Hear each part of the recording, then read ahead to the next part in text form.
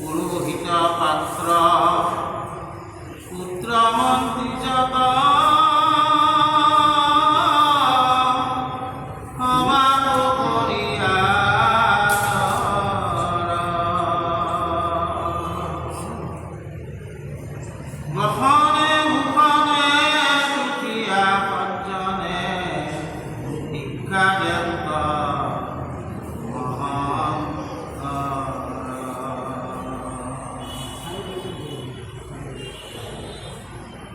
কস্তুরী কুঙ্কুমে মন্দিত চন্দনে দিব্য পুষ্প মালা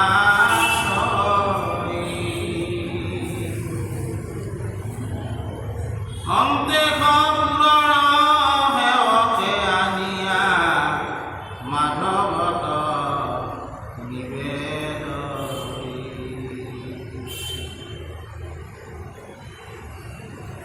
প্রথমে বিগ্রহ দিয়া কৃষ্ণদেব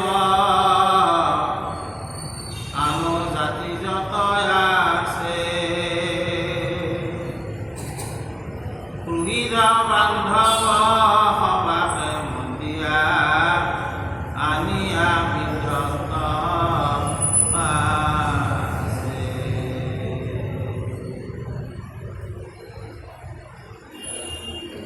দুর্লভ তাম্বুল কর্পূর পশুর বিহাবন্ত গাঁৱে গাঁৱে দুখী দৰিদ্ৰ সাদৰ অনন্ত ভকত বন্ধুমা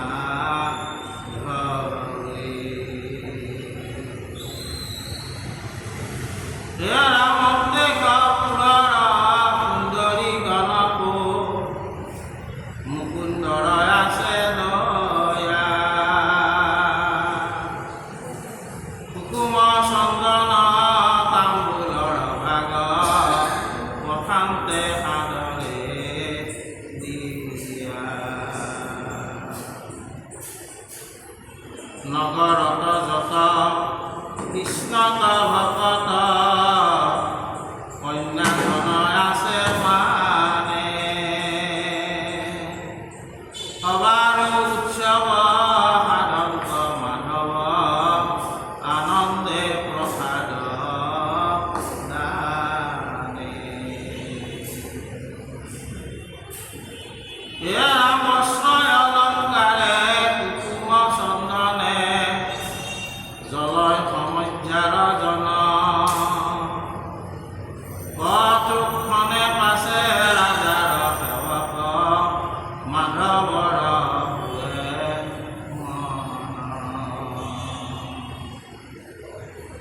দেহি সময়ত কৃষ্ণৰ ইংগিত সাৰথি জানি দাৰুকে সুগ্ৰীৱক আদি চাৰি মহাশয় অজান্ত ৰথ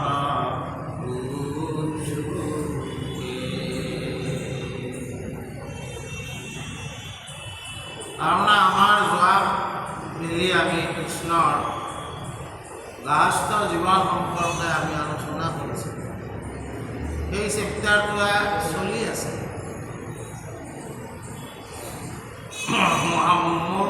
কৃষ্ণদেৱ পুৰুষে সকলো গৃহ কৰ্মখিনি কৰি সকলোকে ভালদৰে মাতবোল কৰি পুৰোহিত মন্ত্ৰী সবাকো তাৰমানে যেনেভাৱে আদৰ কৰিব লাগে তেনেভাৱে আদৰ কৰি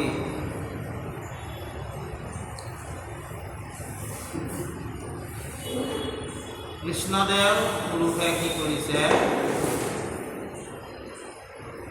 তেওঁ কৰ্মৰ কাৰণে যাবলৈ এতিয়া আজিকালিৰ যেনেকৈ গাড়ীৰ ব্যৱস্থা, তেতিয়া ৰথৰ ব্যৱস্থা। গতিকে কৃষ্ণৰ সাৰথি হ'ল দাৰু, দাৰুকে ৰথ ৰেডি কৰিছে। আৰু কৃষ্ণৰ এই ৰথৰ ঘোঁৰা সুগ্ৰীৱ ইত্যাদি নাম আছিল, তেওঁলোকক ৰথৰ জুৱলিত বান্ধিছে।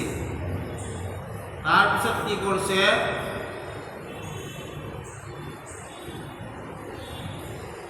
ৰথখনত যি যি কাপোৰ কানি সজাব লাগে বঢ়িয়াকৈ সজাই লৈছে। আৰু ইয়াৰ পিছত ভগৱন্ত পুৰুষে ৰথত উঠিবৰ কাৰণে আহিছে। ৰচিত পৰম বিচিত্ৰ জলেহি তুমহাৰথ প্ৰণাম কৰিয়া গীতাঞ্জলি হুয়া যুগান্ত নিয়া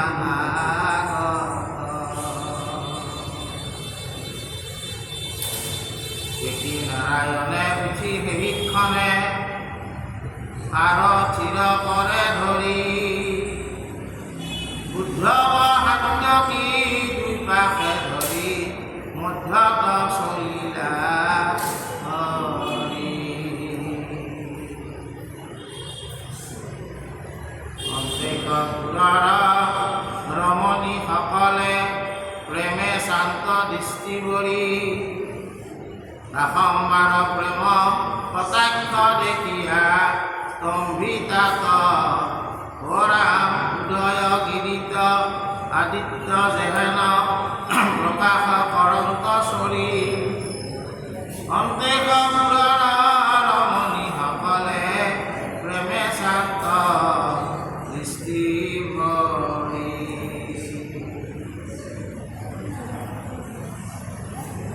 ৰাসম্বাৰ প্ৰেম কটাক্ষ দেখিয়া স্তম্ভিতাত কটুপন অখিত মদনে চাহি ঘনে ঘন অবাৰো হৰিয়া মন। ৰথৰ সাৰথি দাৰুকে প্ৰণাম কৰি ৰথখন আগত হাজিৰ কৰাইছে। ভগৱন্ত পুৰুষে সাৰথিৰ হাতত ধৰি ৰথত উঠিছে আৰু উঠি লগত উদ্ধৱ আৰু সাত্যকী এই দুইজনক দুইফালে লৈ মধ্যত ভগৱন্ত হয় ৰথ আৰম্ভ কৰিছে। আৰু ৰথত উঠোঁতে ভগৱন্তক কেনেকুৱা উদয় হোৱাৰ সময়ত সূৰ্যটো যেনেকুৱা হেঙুলীয়া বৰণ খুব সুন্দৰ দেখি, তেনেকৈ ভগৱন্তকো ৰথৰ ওপৰত তেনেকুৱা দেখা গৈছে। আৰু সেই ৰূপ অন্তেকপুৰৰ ৰমণীসকলে চাই আছে। আৰু ভগৱন্ত পুৰুষেও তেওঁলোককো কটাক্ষ দৃষ্টিৰে চাই ৰথ আৰম্ভ কৰিছে। ধৰ্মা সভাক চলন্ত গোসাঁই মধুৰ মূৰতি ধৰি বিঞ্চি বীৰগণ যোগানে চলয় বেৰি চাৱে নৰ নৰি। প্ৰত্যেক ভাৰ্যাৰ গৃহে এহিমতে নিত্য কৰ্ম পৰিহৰি গৃহৰ বজাই ৰাজাৰ সেৱক চলাই ৰূপ ধৰি। ভকতৰ প্ৰিয় সাধন্ত মাধৱে ধৰিয়া মনুষ্য বেশ দেৱ যদুনাথ সুধৰ্মা সভাত পুৱন্ত যাই প্ৰৱেশ।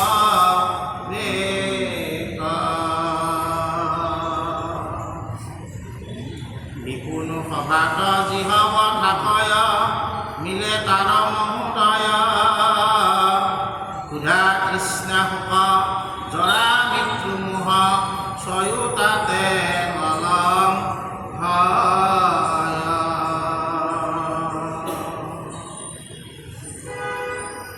ভগৱন্ত পুৰুষে কলৈ গৈছে কুধৰ্মা সভা।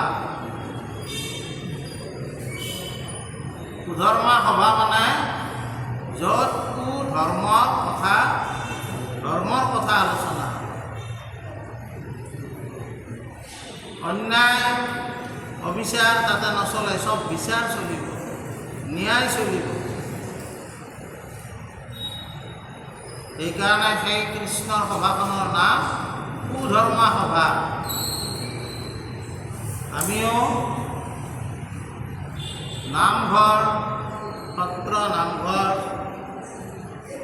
ইয়াতে আমি আচলতে কুধৰ্মা সভা নিৰ্মাণ কৰিব লাগে, য'ত কাৰো প্ৰতি বেয়া ভাৱ কুণ্ঠাবোধ উৎপন্ন নহয়। যদি আমি এই স্থানত বেয়া ভাৱ কুণ্ঠাবোধ যদি আমাৰ হৃদয়ত থাকে, তেতিয়াহ'লে এই স্থানত আমি কুধৰ্মা সভা পাতিব নোৱাৰোঁ।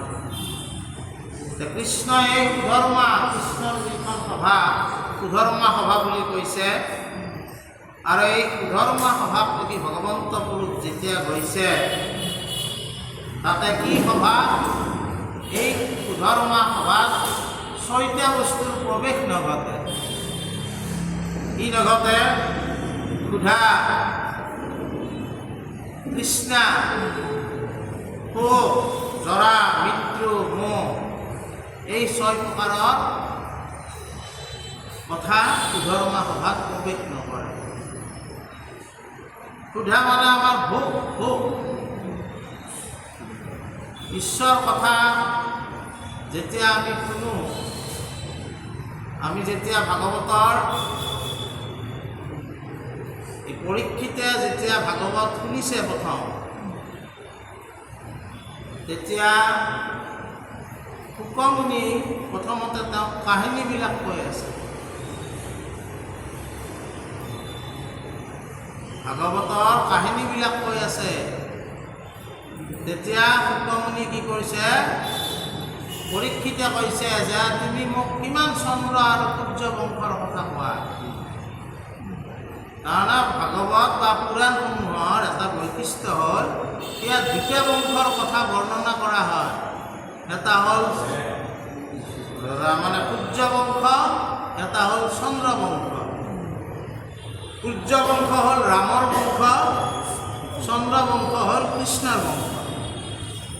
ৰাম আৰু কৃষ্ণৰ বংশৰ কথা পুৰাণসমূহত বৰ্ণিত হয়।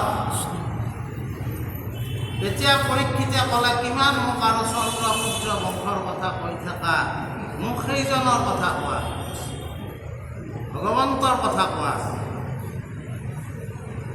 তেতিয়া পৰীক্ষিতে কৈছে শেষত যে মোৰ বৰ্তমান ক্ষুধা আৰু তৃষ্ণা একো নাই। ক্ষুধা মানে ভোক, তৃষ্ণা মানে পিয়াহ লগা। সাধাৰণতে ভোক লগাটো ভোক আৰু পিয়াহ লগাটো পিয়াহ, কিন্তু আমাৰ ভোক আৰু পিয়াহ বিভিন্ন ধৰণৰ আছে। এইবিলাক আমাৰ নপলায়। পানী খাওঁতে পিয়াহ পলায়, এইটো পিয়াহেই নহয়। মই এটা ঘৰ বান্ধিব পাৰোঁ না, সেইটো এটা তৃষ্ণা। বুজা নাই? মই 5 ষ্টাৰ হোটেলত এসাঁজ খাব পাৰোঁ না, সেইও এটা ভোক। মানে আমাৰ সাধাৰণ ভোকবিলাকতকৈ তাৰমানে যেতিয়া আমাৰ অভাৱবিলাক পূৰণ হয়, আৰু এটা নতুন অভাৱৰ সৃষ্টি হয়। এই কুধৰ্মা সভা এই ক্ষুধা আৰু তৃষ্ণাৰ প্ৰৱেশ নকৰে। আৰু কি প্ৰৱেশ নকৰে? শোকে প্ৰৱেশ নকৰে তাতে। জৰা মানে বেমাৰ প্ৰৱেশ নকৰে। আৰু কি নকৰে? মোহে তাত প্ৰৱেশ নকৰে। আমাৰ এই যিবিলাক শংকৰ মন্দিৰে হওক, সত্ৰ নামঘৰ যিমান আছে, সেইবিলাক কৃষ্ণকেন্দ্ৰিক হয়তো। কৃষ্ণৰ যেনেকৈ সভাখনৰ নাম সুধৰ্মা সভা আছিল, আমিও ইয়াত লগ লগা মানুহবিলাকে সেই সভাখন গঢ়ি তুলিব লাগে, য'ত মানে ক্ষুধা তৃষ্ণা শোক জৰা মৃত্যু বা মোহৰ কোনো স্থান নাই। এই ধৰণৰ সভাক লাগি ভগৱন্ত পুৰুষ গৈছে। তাৰপিছত কি হৈছে,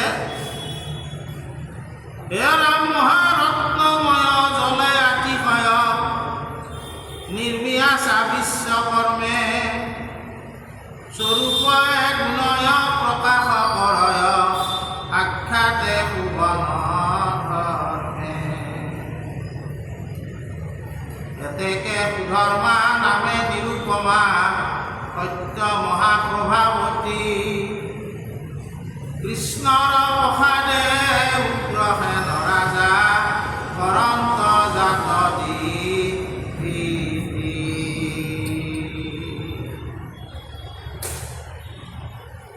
চাৰিওফালে ৰত্নৰে সূচিত, গতিকে য'ত সভা আহি খুব ধুনীয়াকৈ সুন্দৰকৈ পোহৰ তুলি আছে। আৰু এই সভাখন নিৰ্মাণ কৰি দিছে, এই সভাথলীখন নিৰ্মাণ কৰি দিছে কোনে? বিশ্বকৰ্মাই। আৰু কি হৈছে তাত?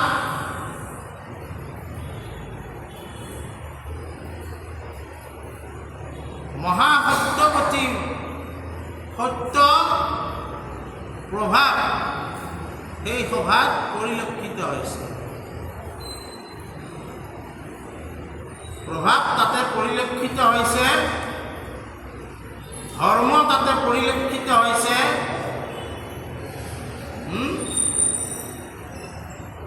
সকলো কথা নিৰূপমভাৱে তাত গঢ়ি উঠিছে কাৰণে তাক নিৰূপমা বুলি কৈছে। সেই সভাখনত কি বুলি কৈছে?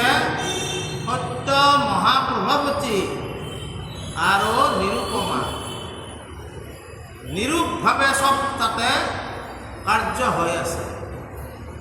আমি সাধাৰণ এটা অনুষ্ঠান চলালিয়ে আমাৰ হাহাকাৰ কৰোঁতে যায়, কিন্তু সেই সভাখনত কোনো হাহাকাৰ নাই, সুন্দৰভাৱে চব পৰিচালনা হৈ আছে। আৰু কি হৈছে? ভগৱন্তৰ কৃপা অনুসাৰে তাতে উগ্ৰসেনে ৰাজসভাত ৰাজসিংহাসনত বহি তেওঁ ৰাজকাৰ্য চলাই আছে। সিংহাসনত বহুতে তেওঁ কি কৰি আছে? সিংহাসনে বহি আশা উগ্ৰসেন জপি গোবিন্দৰ নাম কৃতাঞ্জলি হুয়া দেখ বুলিয়া কৰিল কৃষ্ণে প্ৰণাম।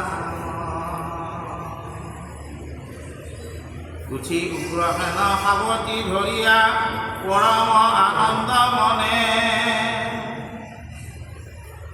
মহাৰত্নময় আসনতে নিয়া বসাইলা নিয়া কোনে। এই ৰাজসিংহাত আমাৰ উগ্ৰসেন ৰাজা বহি আছে ভগৱন্তৰ নাম জপ কৰি। তেতিয়া ভগৱন্তৰ প্ৰৱেশ ঘটিছে। কৃষ্ণৰ যেতিয়া প্ৰৱেশ হৈছে, উগ্ৰসেনে নিজৰ আসনৰ পৰা উঠি কি কৰিছে? ভগৱন্ত পুৰুষৰ প্ৰতি ইজনে সিজনে নমস্কাৰ কৰিছে আৰু তেওঁক মাতি নি ধুনীয়া কৰি আসনত বহিবৰ কাৰণে ব্যৱস্থা কৰি দিছে। হে ৰাম মহামনোহৰ আসনে বহিয়া কৰন্ত কৃষ্ণে প্ৰকাশ শৰীৰৰ কান্তি জলে দাসদিক মুখে শুভে অল্প হাস যদু বিহগনে চৌপাশে উপাশে কৃষ্ণ আশা মাজে বহি তাৰাগণ মাজে গগন মণ্ডলে জলে যেন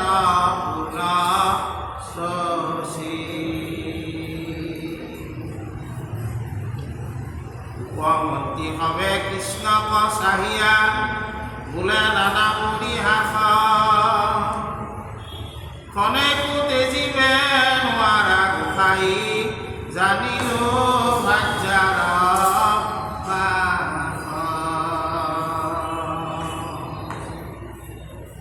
ৰাজকাৰ্য দজু কৰিবে নলাগে আকিলা সভাকো পাছে ৰাত্ৰি দিন কিছু নজানো গোসাই থাকা কামিনীৰ আছে।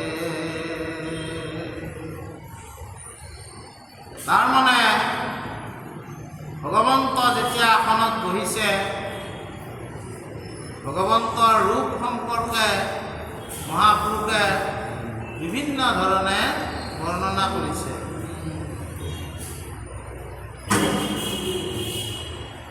বৰগীতত বৰ্ণনা কৰিছে, কীৰ্তনত বৰ্ণনা কৰিছে, ভাগৱতত বৰ্ণনা কৰিছে।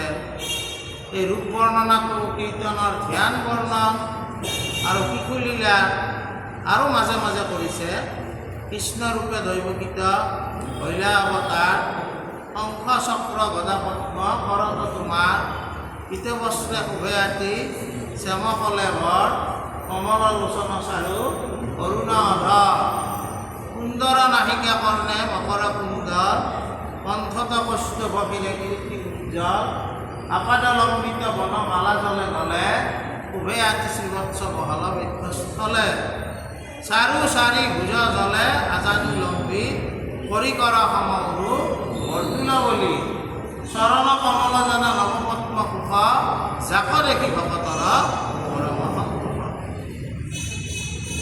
ধ্যান বৰ্ণনাটো বৰ্ণনা কৰিছে, বৰগীতসমূহতো বৰ্ণনা কৰিছে। মধুৰ মূৰতি মূৰা, ধুনীয়া বৰ্ণনা আছে। কৃষ্ণ যেতিয়া আসনত বহিছে তেতিয়া এই মধুৰ মূৰতি মূৰাৰো সুন্দৰ এটা ৰূপ প্ৰকাশ পাইছে। আৰু কি হৈছে, মানে ভগৱন্ত পুৰুষে যদিও তেওঁ ঈশ্বৰ, গোটেই ব্ৰহ্মাণ্ড তেওঁ নিৰ্দেশতে চলি আছে, গোবিন্দ গোবিন্দ গোবিন্দ ৰাম মুৰাৰী, অনন্ত কোটি ব্ৰহ্মাণ্ডৰ হৰি অধিকাৰী, কিন্তু তথাপিও তেওঁ মনুষ্য ৰূপত এজন ৰাজবিষয়াই যি কৰিব লাগে সেই সমস্ত এই সভাত কৰি আছে।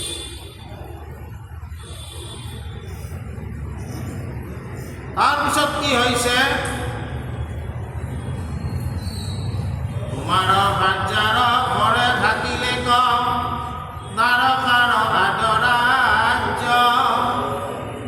আৰু লক্ষ্য দুই কন্যা বিয়া কৰা দেৱেশে যে ৰাজ কাৰ্য।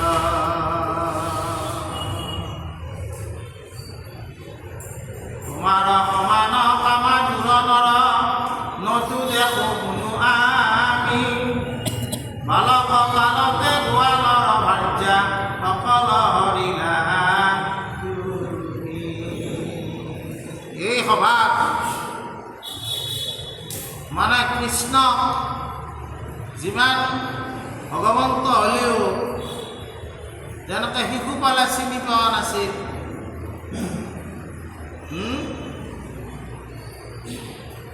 তেওঁতো সদায় কৃষ্ণৰ বিৰুদ্ধে কথা কৈছিল। গতিকে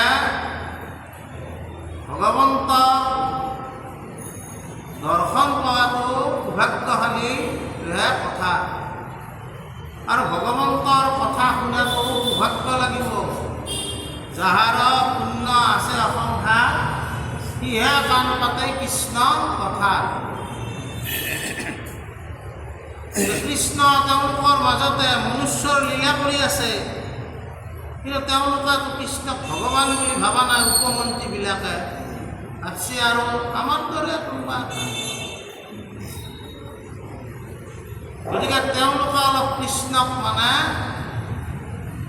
অলপমান মানে যেনেকৈ আমাৰ বিধানসভাবিলাক সিহঁতক অলপ বেয়া বেয়িকৈ কয়। এই মন্ত্ৰীবিলাকে অলপ কোৱাকুৰি কৰিছে কি যে এই ৰাজকাৰ্য ভগৱানে কেনেকৈ কৰিব, তুমি কৃষ্ণ কেনেকৈ কৰিবা?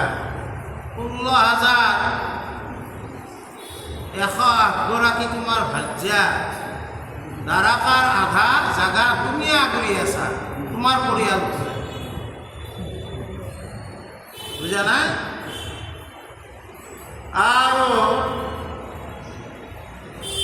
সদায় তুমি সেই ভাৰ্যা কামিনীসকলৰ লগতে আছা।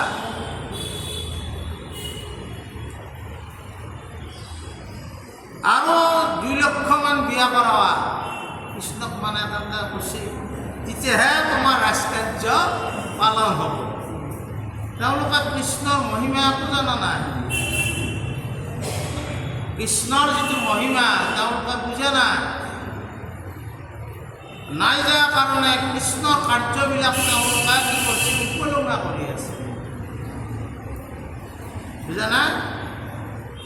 আৰু কৈছি তুমিতো সৰুৰ পৰাই তোমাৰ মানে তুমি বৰ কামাটো, তোমাৰ চৰিত্ৰ সৰুৰ পৰাই বেয়া, মানে তেনে কৃষ্ণক মানে উপমন্ত্ৰীবিলাকে তেওঁক চিনা নাই নহয়, বুজা নাই? গোৱালৰ ভাৰ্যাবিলাকৰ লগতো তোমাৰ মানে হেৰি আছিল, প্ৰেম আছিল, বুজা নাই? এই বুলি কৃষ্ণ মানে তেওঁলোকে অলপ কথা শুনিব চেষ্টা কৰিছে, কিন্তু কৃষ্ণক কোনে কথা শুনিব? ভগৱন্ত পুৰুষৰ লীলা কোনে বুজিব? আৰু তেওঁ কৃষ্ণক লীলা পুৰুষোত্তম বুলিয়ে কোৱা হৈছে। ধৰাধামত ভগৱন্ত পুৰুষে লীলা কৰিবলগীয়া আছিল, ৰাম আছিল মৰ্যাদা পুৰুষোত্তম, মৰ্যাদা ৰক্ষা কৰাৰ কাৰণে, কিন্তু কৃষ্ণ আছিল লীলা পুৰুষোত্তম বুলি কৈছে। বিভিন্ন লীলা আছে, লীলা সকলোৱেতো আৰু বুজি নাপাব, যে কিছুমানৰ মতে সাধাৰণ দৃষ্টিৰে তেওঁলোকে চাই কৃষ্ণক উপলুঙা কৰিছে। তাৰপিছত কি হৈছে, ভাল বৈদ্য তুমি সংসাৰ কিংকৰী, পুঁজিৰ পূজখন দিলা, তাই ৰেখে পদ সুদৰ মাতুল, সংসাৰ বন্ধ পাৰিলা, গোপিকাৰ আগ চাহিলা গোপাল, বালক কালক তুমি, তোমাৰ আগত নজানো কিমতে ভাৰ্যাক ৰাখিব আমি, আনো নানা ৰস কৰি পৰা পৰিহাস, সেৱা কৰে মন্ত্ৰীগণে, ভকত বৎসল কমল নয়ন, আঁকি থাকা ৰংগমনে। এনেকৈ কৃষ্ণক যেতিয়া কথা কৈছি আৰু কৈছি, মথুৰাক যাওঁতেও কুজিৰ কুচ ভাল কৰিলা, সুন্দৰ ৰূপ দিলা, সুন্দৰ ৰূপ দি কুজিৰ লগতো তুমি এফেয়াৰ কৰিলা, বুজা না? এনেকৈ তাৰমানে ভগৱন্ত পুৰুষক মানে এই মন্ত্ৰীবিলাকে হাঁহি হাঁহি কৈ আছে। আৰু কি কৰিছে যে গোপীবিলাকৰ লগত সৰুতে থাকোঁতে ভগৱন্ত ৰাসলীলা কৃষ্ণৰ 7 বছৰ বয়সত হৈছে, বহুত ডাঙৰ নহয় কৃষ্ণ, জানা? গতিকে সেই সময়তে তুমি তেওঁলোকৰ লগত ক্ৰীড়া কৰিলা, তোমাৰ আগত আমাৰ তিৰোতাবিলাকক আগত আহিব ভয়ে লাগে, জানোচা তেওঁলোককো তুমি মানে আমাৰ তাৰ পৰা কাঢ়ি নিয়া, এইবুলি কৃষ্ণক তাৰমানে উপমন্ত্ৰীবিলাকে অকণমান হাঁহি ফূৰ্তিৰ মাজেদি কথা কৈছে। আৰু কৃষ্ণয়ো হাঁহিয়ে আছে, কাৰণ যি ভগৱন্ত ঈশ স্বৰূপে হৰি সবগতে বৈঠ হয়, ইষ স্বৰূপে হৰি সবঘতে বৈঠহ জৈচন গগন ব্যাপী। যিমান ব্ৰহ্মাণ্ডত জীৱ আছে সকলো আত্মাৰূপে শুনি আছে, ভগৱন্ত পুৰুষে আছে, হয়নে নহয়? গতিকে তেওঁ আমাৰ সকলোৰ লগত ক্ৰিয়াই কৰি আছে। আজি যে মই কথাখিনি কৈ আছোঁ, আত্মাৰ ক্ৰিয়াৰ ফলতহে মই কৈ আছোঁ। গতিকে আল্টিমেট ভগৱন্তৰ আমি সকলোৱে, তেওঁহে পুৰুষ, আমি আচলতে সকলোৱে প্ৰকৃতি। আৰু সেইকাৰণে শংকৰদেৱ গুৰুজনাই স্বামী ৰাম নেৰৱাৰ চৰণ তোমাৰ, আমি কিয় স্বামী বুলিব লাগে? আমি আচলতে প্ৰকৃতি, তেওঁহে পুৰুষ। আৰু এই প্ৰকৃতিৰ লগত পুৰুষে কি কৰি আছে? ক্ৰিয়া কৰি আছে। 16,108গৰাকীয়ে নহয়, গোটেই প্ৰকৃতিৰ লগতে ভগৱন্ত পুৰুষে ক্ৰিয়া কৰি আছে। আমি চিনি নাপাওঁ কাৰণে তেওঁক আমি বেলেগকৈ কথা কৈছোঁ। তাৰপিছত আছে বিভূতি সম্পৰ্কে। কি আছে? অতুতৰ নতগণে নৰ্তকী সহিতে কাশী, কৃষ্ণৰ আগত কৰে নিত্য, পদতাল কৰতাল মৃগন্ত বজাৱে ভাল, পঞ্চম উচ্চৰি গাৱে কীৰ্তন। তেওঁ কৰে শংখধ্বনি বোলে কতো জ্যোতি বাণী, কতো বেণু মুৰুজ বজাৱে, প্ৰকটীয়া ভাতগণে ভতিমাৰ তয় মানে, ৰুদ্ৰ কবিলাস কতো বাৱে। এই দিব্য সমাজজাত আশয় ব্ৰাহ্মণ যত, পৰম পণ্ডিত শুদ্ৰমতী, কৃষ্ণক সম্বোধি পাছে ব্ৰহ্মতত্ত্ব বসানয়, গুণন্তৰানন্দে যদুপতি।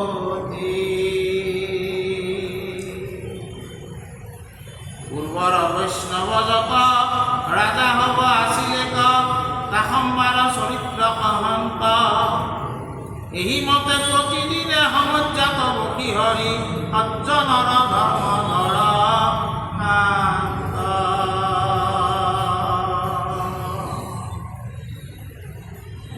তাৰমানে এই সভাত নৰ্তকীসকলে কৃষ্ণৰ আগত নৃত্য কৰিছে, বিদ্যাধৰীসকলে মৃদংগ বজাইছে, কোনোবাই শংখ বজাইছে। আৰু সেই সভাৰ মাজতে এইবিলাক কৰাৰ পিছত পণ্ডিতসকলে, ব্ৰাহ্মণসকলে ব্ৰহ্মতত্ত্ব তাত ব্যাখ্যা কৰিছে। আৰু কৃষ্ণ নিজে ব্ৰহ্ম, নিজে ব্ৰহ্মতত্ত্ব, কিন্তু ব্ৰহ্মতত্ত্ব নিজে হয়ো ব্ৰহ্মৰ তত্ত্বৰ কথা জ্ঞানীসকলৰ মুখে শুনি আছে। বুজা না? ব্ৰহ্মতত্ত্ব নিজে ব্ৰহ্মতত্ত্ব, ব্ৰহ্মতত্ত্বৰ কথা নিজে কি কৰিছে? শুনি আছে। ব্ৰহ্মতত্ত্ব বুলিলেনো আমি কি বুজো? বুজা না?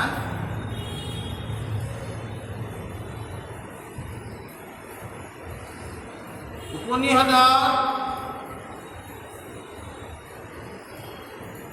এটা বাক্য আছে,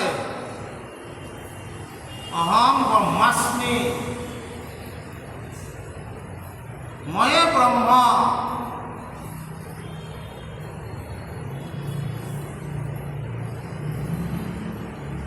এই ক্ষেত্ৰত মই অলপ এটা সৰু ঘটনাৰ কথা কৈছোঁ। এজন ঋষিৰ ল'ৰাই তেওঁ ব্ৰহ্মচৰ্য ব্ৰত ধৰি অধ্যয়ন কৰিবলৈ গ'ল। অধ্যয়ন তেওঁৰ শেষ হ'ল। শেষ হোৱাৰ পিছত তেওঁ সমাৱৰ্তন কৰি ঘৰত আহিল। আমাৰো আজিকালি ইউনিভাৰ্চিটিত সমাৱৰ্তন হয়। এই সমাৱৰ্তন কৰি ঘৰলৈ আহিল। মাকে বাৰে বাৰে পদূলিলৈ চাই আছে, আজি ল'ৰাটো ঘৰত আহিব, চাবইতো মাকে। বাপকে কৈছে ঋষিজনে, যা আহিব আজি দেখা পাবি, ইমান বিয়েৰফুল হ'ব নালাগে, বুজা নাই? তাৰপিছত আহিল। অহাৰ পিছত কি হ'ল, দেউতাকে তাৰমানে যেতিয়া আহাৰ গ্ৰহণ কৰাৰ সময়ত অলপ কথা সুধিল, বাপাটোৰ কেনে পঢ়া শুনা শেষ হ'ল নে? পিতা সমাৱৰ্তন হৈ ঘোষিত হ'লে আৰু এতিয়া তুমি কি কৰিবা? তুমি গৃহস্থ ধৰ্ম লোৱা। আমাৰ আগতে তাৰমানে সংস্কাৰবিলাক হৈ থাকে।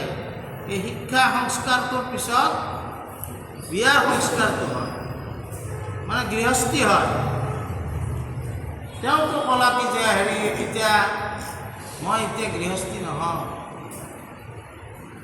বোলে কিয়া? মই একবাৰ জনকৰ সভাত সকলো পণ্ডিতক পৰাস্ত কৰাৰ ইচ্ছা আছে।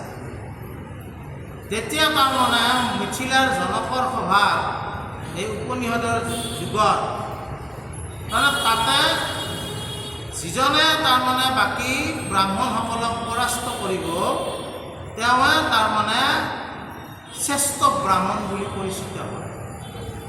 এইখন সভা আছিল জনকৰ সভা। আমি যাজ্ঞবল্ক ঋষিৰ কথা শুনো। এই যাজ্ঞবল্ক জনকৰ সভাতে এই গাৰ্গী বুলি তিৰোতাটোৱে চেলেঞ্জ কৰিছে, বুজা নাই? সেইটো বেলেগ কথা। দেউতাকে ভাবিলা যে ই প্ৰতিযোগিতা কৰিবলৈকেহে শিক্ষা ল'লা। আমাৰ শিক্ষাটো কেনে হ'ব লাগে? আমাৰ শিক্ষাটোৰ দ্বাৰাই নিজৰ উৎকৰ্ষ সাধন হ'ব লাগে, আৰু নিজৰ উৎকৰ্ষ সাধন হোৱাৰ লগতে জগতৰ উৎকৰ্ষ সাধন হ'ব লাগে। জগতৰ উৎকৰ্ষ, নিজৰ উৎকৰ্ষ সাধন কেতিয়া কৰিব পাৰিব? যেতিয়া নিজে নিজক চিনি পাব। মই মোক কেনেকৈ চিনি পাই আছোঁ?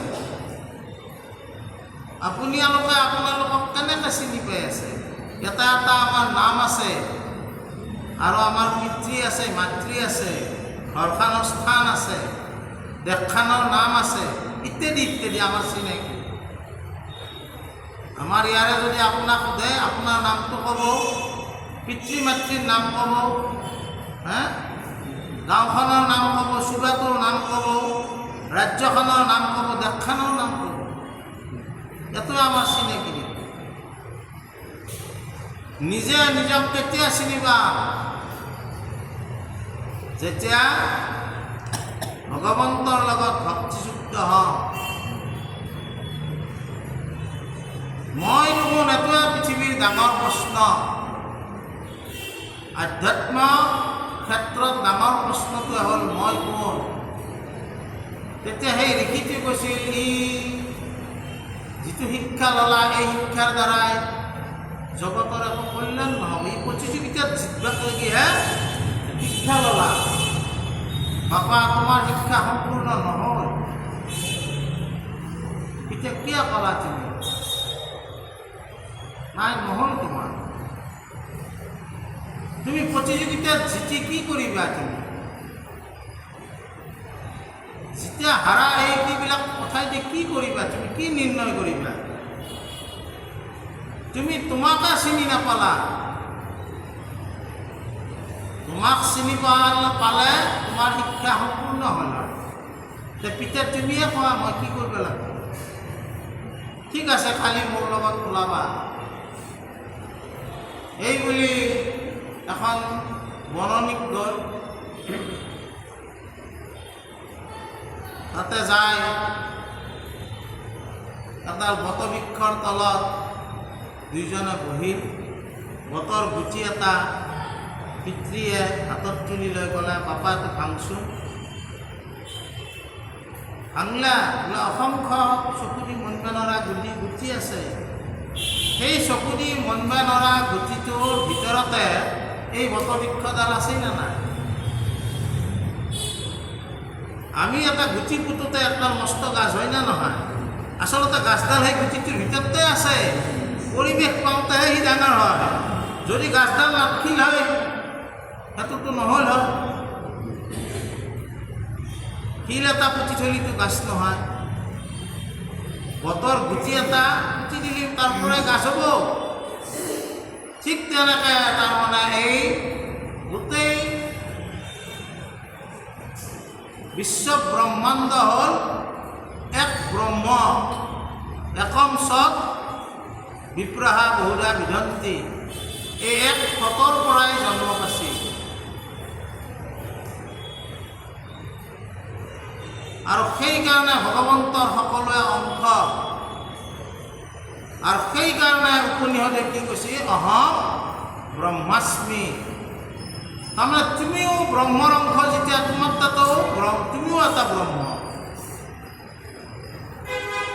সোণাৰ কাণফুলি পিন্ধিছোঁ, কিন্তু এইখিনি সোণা হয় নে নহয়?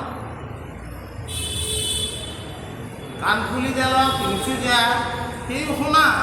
ঠিক তেনেকৈ ব্ৰহ্মৰ অংশ সকলোৱে ব্ৰহ্ম। সেইকাৰণে কৈছে ময়ে ব্ৰহ্ম, অহম ব্ৰহ্মাস্মি। এইটো উপনিষদৰ বাক্য। এই ব্ৰহ্মতত্ত্ব সম্পৰ্কীয় কথাবিলাক কি আছে?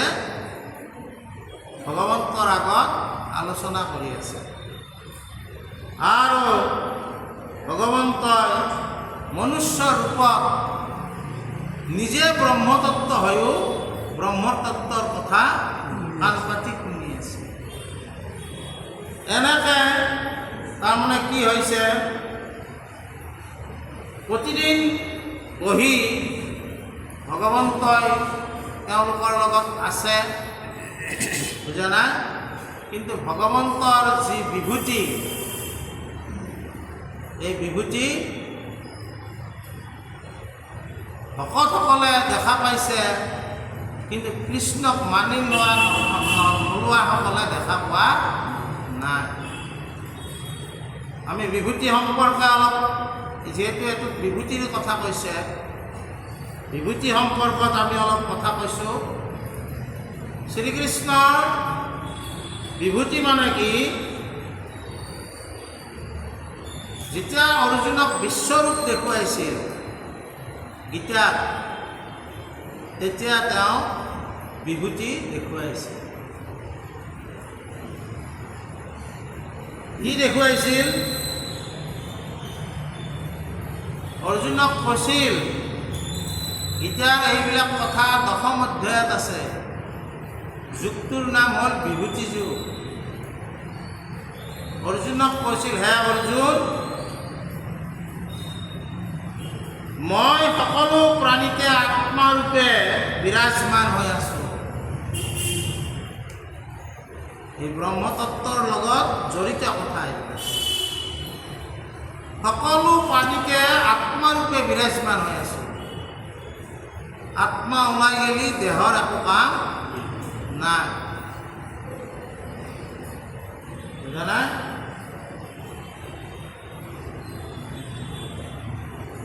তাৰপিছত কৈছে, ময়ে আৰম্ভ, ময়ে মধ্য, ময়ে অন্ত কৰোঁ। ময়ে সৃষ্টি কৰোঁ, ময়ে পালন কৰোঁ, ময়ে সংহাৰ কৰোঁ। আৰু অৰ্জুন শুনা, এই বিশ্বৰূপত সূৰ্য চন্দ্ৰ চব কৃষ্ণৰ লগতে একেলগে দেখা দিছে। হৈছে কি বুলি? যে সূৰ্যৰ যি তাপ, সূৰ্যৰ যি পোহৰ, কিহৰ কাৰণে হৈছে? তেজ। যিটো তেজস আছে, সেই তেজসৰ কাৰণ কিন্তু ময়ে। আৰু চন্দ্ৰৰ যি শীতলতা, চন্দ্ৰটো তাপ নাই, ই পোহৰ দিয়ে কিন্তু শীতল, সেই শীতলতাৰ কাৰণো ময়ে।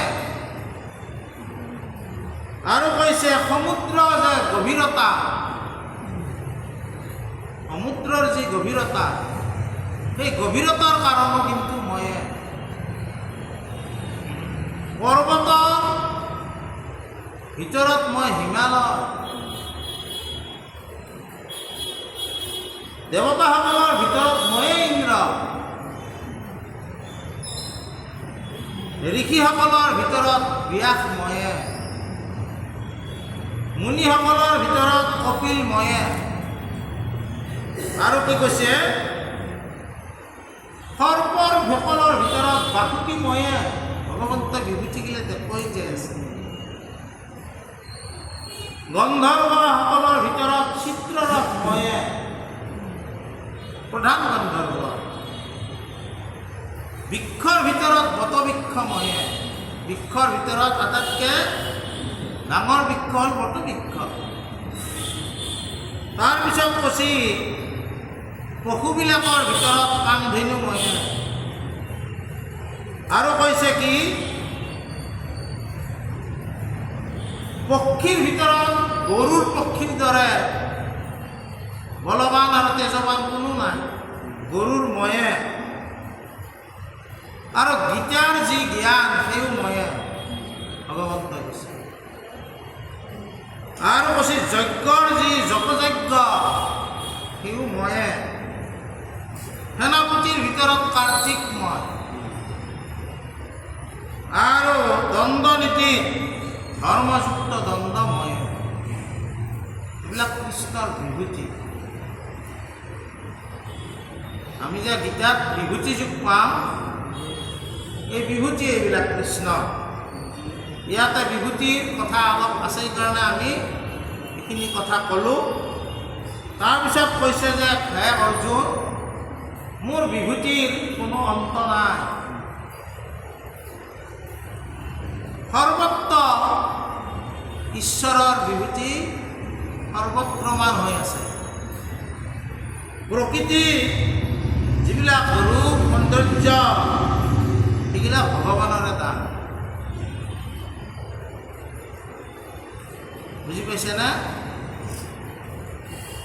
আৰু এই কথাবিলাক আমি যদি চিন্তা কৰোঁ, মনন কৰোঁ, তেতিয়া আমি কি পাম?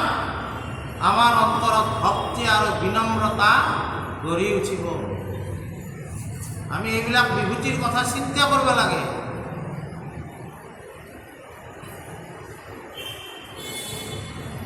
মই একদিন আমাৰ একডাল নতুনকৈ লেচুৰ গাছ হৈছে। এই লেচুৰ গাছডালটো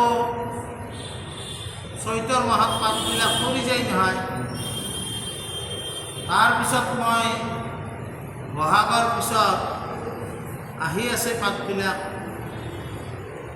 একডাল লেচুতে 4টামান ৰঙৰ পাত দেখিলোঁ।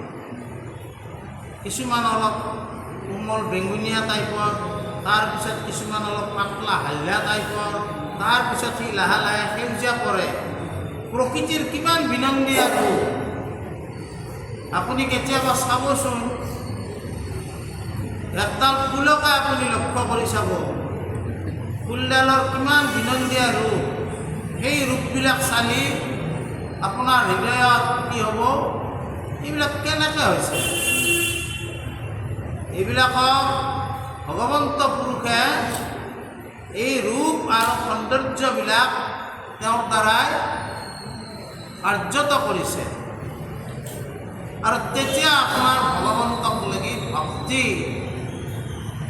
উপজিব আৰু আপুনি বিনম্ৰ হ'ব। আৰু যদি ভাবছে এইবিলাক হ'ব লাগে হৈছে, এইবিলাকো কোনোবাই ভাবেই নে? তেতিয়াহ'লে আপোনাৰ বিনম্ৰতা আৰু ভক্তি কেতিয়াও নহয়। লাওৰ পুলি এটা গুটিটো যেতিয়া পুতব, যেতিয়া পাতে সেটি ধুনীয়াকৈ ওলাই আহিব, তাৰপিছত আৰু এটা পাত উঠিব, লাহে লাহে একডাল ঠাৰি একডাল উঠিব, সি লাহেকৈ পাক দিব এনেকৈ দি পেলাই একডাল ঠেঙত ধৰিব, ধৰি সি লাহে লাহে ওপৰত উঠিব। এইবিলাক কোনে এইবিলাক মানে ক'বাগিলি ব্যৱস্থা কৰিছে? যদি আমি ভাবোঁ যে প্ৰকৃতিৰ এই বিনন্দীয়া ৰূপৰ সৃষ্টিকৰ্তাই আমাক প্ৰকৃতিৰ বিনন্দীয়া ৰূপ আমাক প্ৰদান কৰিছে, তেতিয়া আপোনাৰ ভগৱন্তৰ প্ৰতি বা ভগৱন্তৰ ইমান ব্ৰহ্মাণ্ডৰ মালিক হৈ এই সকলোবিলাকক পালনৰ কাৰণে বিশেষ পদ্ধতি আমাক দি দিছে, নিদিছে? বুজা নাই? গৰু পোহাবিলাকে গম পাব, যেতিয়া দামুৰিটো হয়, দামুৰিটো মাকটো গাটো এনেকৈ চিপি চিপি চিপি চিপি জহয় তহয় কুনিয়াই চুনিয়াই খাই খাই খাই কিন্তু বাঁহাখান যায় বিচাৰি পায়। সেই বাঁহাখান যে বিচাৰিব লগা জ্ঞানটো দামুৰিটো ক'ৰপৰাই লৈ আহিছে আপুনি ভাবকচোন। কোনে শিকাই দিছে? আৰু বাঁহাখান বিচাৰি পায় আৰু মানে আমাক বাৰু মনুষ্যক জ্ঞান দিছে। গৰু ছাগলী যিবিলাক জন্তু আছে তেওঁলোকক কি দিছে? জিভাত এনেকুৱা এটা শক্তি দিছে, চানা হোৱাৰ পিছত যদি সি চেলকিলে তাক ভৰাবা কোনো মানে সাধ্য নাই। আমি এটা দুটা গৰু পুহি আছোঁ, কিন্তু আফ্ৰিকাৰ হাবিত কিমানবিলাক জেব্ৰা আছে, কিমানবিলাক ৱেল্ডাৰ বিষ্ট আছে, তাৰে মাজতো কিন্তু চানাটো নিজৰ চানাটোক নিজে আদৰি লয়। কেনেকৈ পায়? সেই জ্ঞানটো কোনে দিছে? হাজাৰ হাজাৰ হাজাৰ হাজাৰ ডিস্কভাৰী চেনেলত দেখাই পাইছে কিমান হাজাৰ হাজাৰ ৱেল্ডাৰ বিষ্টৰ মাজত নিজৰ মাকটো নিজৰ সন্তানটোক কিন্তু বিচাৰি পায়। এই জ্ঞানটো কোনে দিছে? এই জিভাইদি প্ৰথম যেতিয়া চেলকি দিলে সিদিনাৰ পৰাই তেওঁ সেই গুণটো, বিশেষ গুণটো তেওঁ নাকত লাগি থাকিল। ময়ো একবাৰ মই শেষ কৰিছোঁ, কৃষ্ণৰ বিভূতিবিলাক কয়। আমাৰো এটা মোৰ জীৱনত গৰু চৰু আমাৰ নাছিল ঘৰত। আমাৰ দেউতাই আৰু চাকৰি কৰিছিল, দৰমহা কেতিয়া পায় বজাৰ কৰে খায়। আমাৰ ক'ত গৰু পুহিম? নাছিল একো। কল্পটোৰ ৰূপে আমুজ পেল একটো যে নিব লাগে, খাব লাগে, একো নাই। হাতী গাহোঁতে দিলে গৰু মানে হেৰি যে গৰু পুহিব নেকি? মানে পোহোঁতে এই আমাৰ কৃষ্ণ বায়া নেকি? কৃষ্ণ বায়া তেওঁ দিলে এটা। আৰু আমাৰ পুণ্যসিং ছাৰৰ সৰু ল'ৰাটো অমিতাভ বুলি এই মাৰা গৈছে, সি দিলে এটা। এতিয়া মইতো সিমান নাজানো গৰুৰ বিষয়ে। এতিয়া আৰু গোহালিটো মানে অলপমান ভাল নাছিল, নাথোতে ৰাতিয়েতো গৰুৰ চানাটো হৈছে। গৰুটো বান্ধা আছে, গাই গৰুটো সি বিচাৰি বিচাৰি নাপালা। ৰাতিপুৱা গোবৰত লেতৌ পেতৌ হ'লা। গোবৰত লেতৌ পেতৌ হোৱাৰ পিছত সিটো নেচেলকেলি গৰুটোৱে কিন্তু গাখীৰ খাব নেদে। গৰুটো তাৰ গৰু বুলি চিনি নাপাহি, চেলকিলিহে জানিব। তাক তো আৰ বুঝাবও নৰি, এত তোৰে গৰু এনেকাওতো ক'ব নৰি। মানুহ বাৰু ক'লো হয়, কি কৰা যায়? গৰুটোকতো গাখীৰ খাব নেদে, বিৰাট লাচ্ছি মাৰি দে। মই বোলো ডাঙৰ কথা হ'ব, চেষ্টা কৰি আছোঁ, নাই মুঠেও নলা। চেলকিব নাপালা, চেলকিলি কিন্তু আৰু আপোনাৰ চিন্তা নাই। তাৰপিছত মই মানে এনেকৈ গা চা ধুই পেলাই দিলোঁ। দি মানে কি কৰিলোঁ, ভাজিবেলা সময়ত এটা মোৰ মনত এটা বুদ্ধি অলপ আহিল। ডাঙৰ যিটো মানে গাই গৰুটো বুজা নাই, পেচাব কৰোঁতে অলপ পেচাব হাতেদি ধৰি দামৰুটো ঘঁহি দিম। যি ফেলে মই এনেকৈ যাওঁতে সিবাৰটো চেলকিলে, তাৰ পেচাবৰ বাছটো সি বুজি পায়। তাৰপিছত ভাজিবেলাৰ পৰা গৰুক গতাই দিলোঁ। মাকক কথাটো বুজি পাইছে না?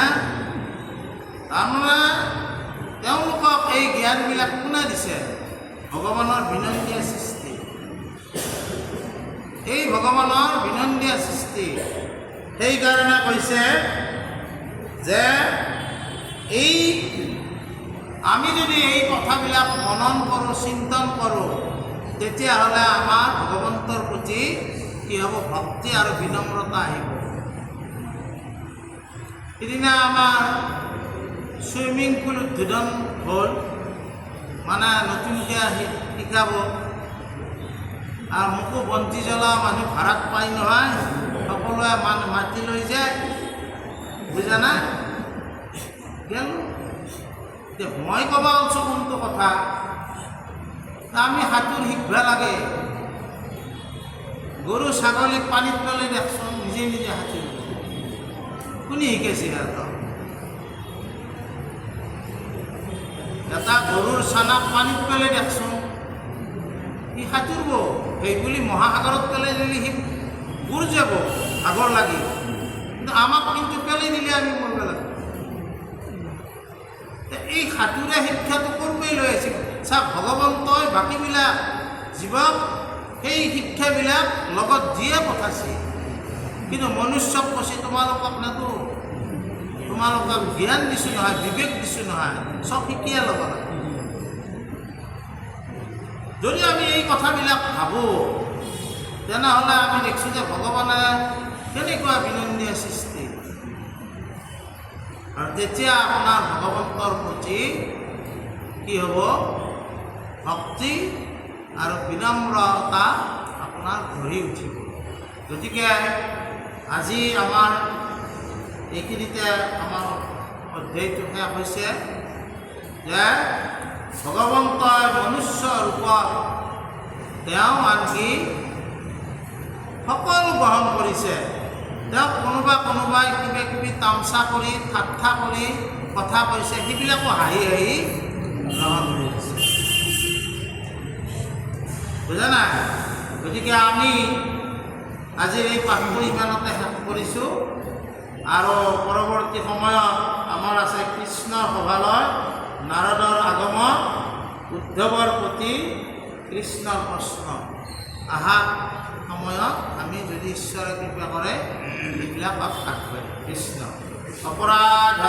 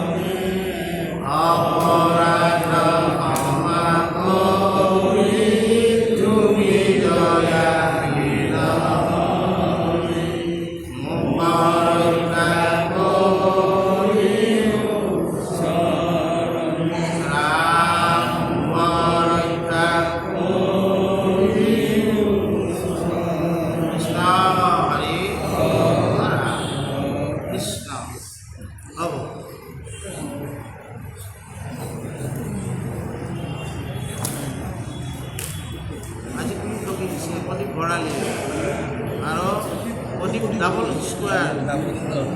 আচ্ছা